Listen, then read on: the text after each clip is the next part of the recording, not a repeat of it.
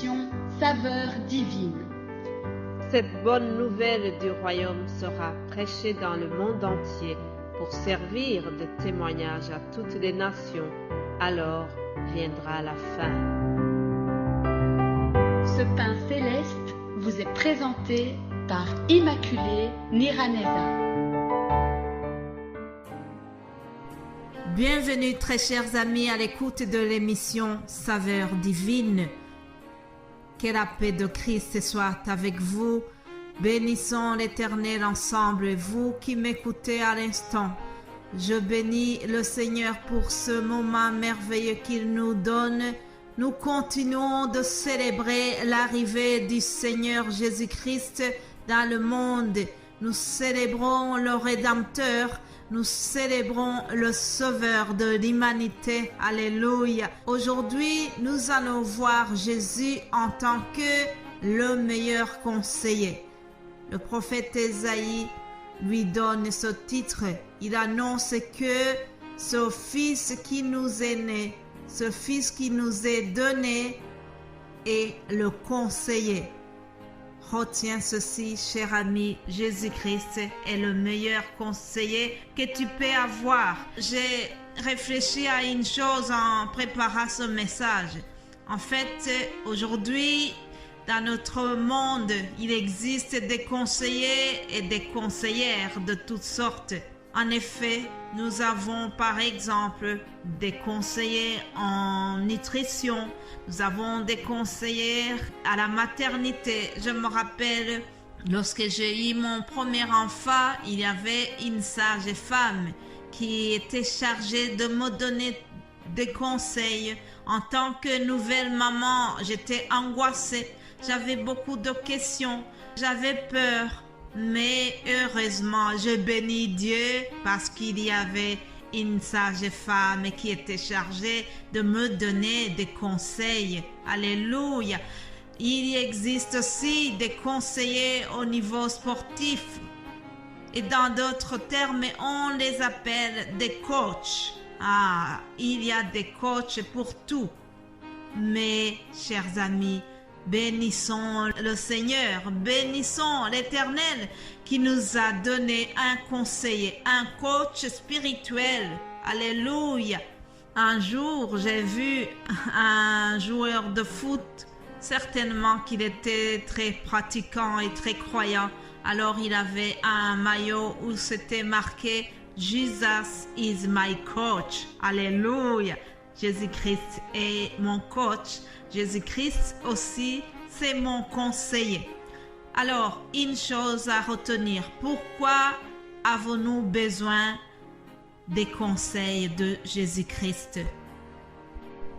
Nous avons besoin des conseils de Jésus parce que le monde nous propose plusieurs choses et tout ce qu'on nous propose n'est pas nécessairement bon. Tout m'est permis, mais tout ne m'est pas utile, dit l'apôtre Paul. Oui, nous avons le droit à plusieurs choses. Tout nous est permis, mais tout n'est pas nécessairement utile pour notre vie. C'est pour cela que nous avons besoin des conseils de Jésus-Christ. Nous avons besoin de faire le tri. Il faut trier dans nos relations, trier dans nos fréquentations, trier dans les paroles, trier surtout dans le regard, trier dans tout ce que nous regardons.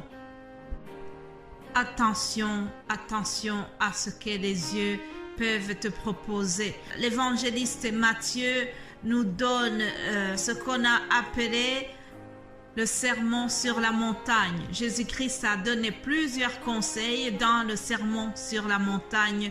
Matthieu 5 au verset 27, je vous lis ces quelques paroles où Jésus-Christ dira « Vous avez appris qu'il a été dit, tu ne commettras point d'adultère. Mais moi, je vous dis que quiconque regarde une femme pour la convoiter a déjà commis un adultère avec elle dans son cœur. Si ton œil droit est pour toi une occasion de chute, arrache-le et jette-le loin de toi, car il est plus avantageux pour toi qu'un seul de tes membres périsse et que ton corps entier ne soit pas dans la Géhenne. Lorsque Jésus-Christ a dit « Vous avez appris que », il fait allusion, il fait référence à la loi de Moïse que les Juifs avaient déjà. Mais Jésus est venu pour souligner cette loi, pour dire voilà, il faut faire très attention à ces points. Je ne viens pas pour abolir la loi, mais je viens pour l'accomplir, je viens pour améliorer cette loi sans nécessairement la retirer. Mais je voudrais vraiment souligner des choses auxquelles vous devez faire attention. Alors il dira, quiconque regarde une femme pour la convoiter a déjà commis un adultère. Cela veut dire que Jésus-Christ nous demande de faire attention à ce que nous regardons.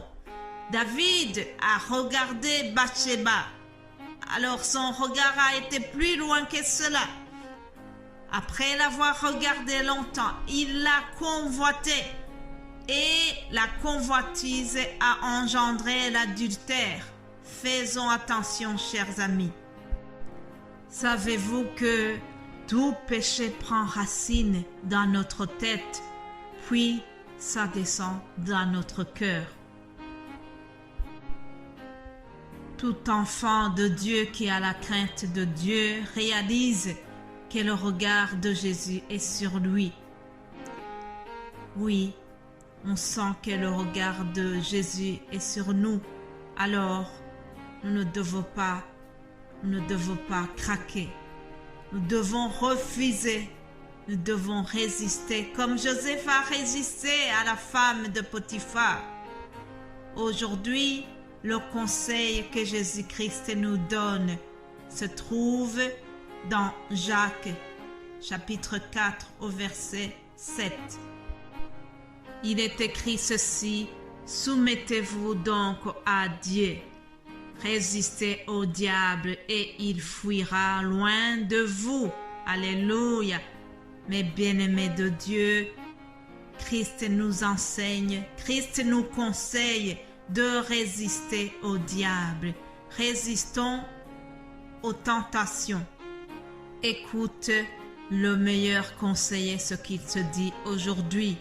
Il te dit, si un jour tu as craqué, si un jour tu n'as pas pu résister et que tu es tombé dans le péché, alors répands-toi.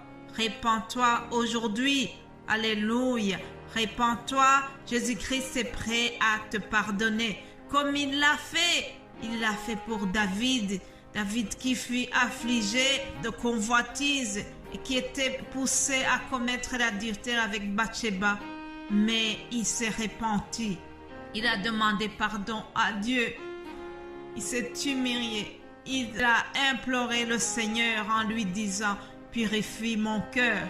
Vous pouvez lire cette histoire dans le psaume 51, versets 7 à 10. Vous verrez comment David s'est repenti, comment David a supplié Dieu de lui pardonner. Chers amis, permettez-moi de terminer par une courte prière. Seigneur Jésus-Christ, nous te remercions. Merci pour ta parole. Ta parole est la vérité. Ta parole, c'est une arme à double tranchant. Ta parole nous enseigne, ta parole nous conseille, ta parole nous purifie, Seigneur. Je crois fermement que tu es toujours celui qui est prêt à nous pardonner de tous nos péchés si nous nous humilions et que nous demandons pardon pour nos péchés. Merci Jésus-Christ. Merci pour ta parole au travers laquelle nous puisons des bons conseils que tu nous donnes.